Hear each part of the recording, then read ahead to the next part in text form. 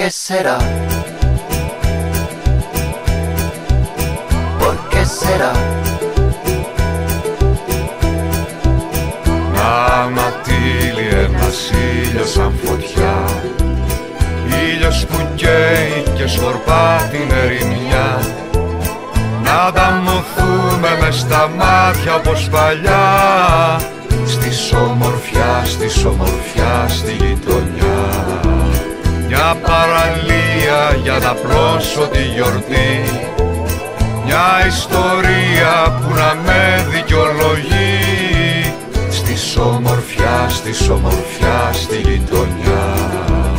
¿Por qué será que yo te he visto ahí en la mano? ¿Por qué será que yo te vi, que yo te vi? ¿Por qué será que yo te he visto ahí en la mano? ¿Por qué será? Δεν λέει να φύγει αυτό το σύννεφο από πάνω. Έχει καθίσει στην κορφή και δεν το φτάνω. Κι όλο θα φύγω, λέω θα φτάσω στο λιμάνι. Μα στον καπνό μου ένα παράξενο χαρμάνι. Θυμίζει γκρι η ιστορία της ζωής μας και πως ταιριάζει στην ανήσυχη φωνή μας. Δεν λέει να φύγει αυτό το σύννεφο από πάνω. Να ανατύλει ένας ήλιος σαν φωτιά, ήλιος που καίει και σκορπά την ερημιά. Να ανταμωθούμε μες στα μάτια όπως παλιά, στις ομορφιά στη γειτονιά. Μια παραλία για να πλώσω τη γιορτή, μια ιστορία που να με δικαιολογεί, στις ομορφιά στη γειτονιά. ¿Por qué será que yo te he visto ahí en la mano? ¿Por qué será que yo te vi, que yo te vi? ¿Por qué será que yo te he visto ahí en la mano? ¿Por qué será? Κι έτσι απλά που μας κοιτά και πλησιάζει, το τέρας που σε κυβερνά πόσο μου μοιάζει.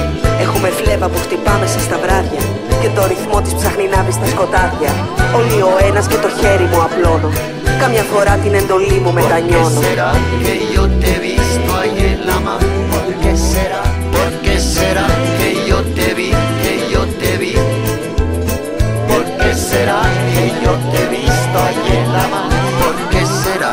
¿Por qué será? ¿Por qué será? ¿Por qué será? Βρισκόμαστε μπροστά στην Αριστοτέλη για ένα πολύ σημαντικό γεγονός.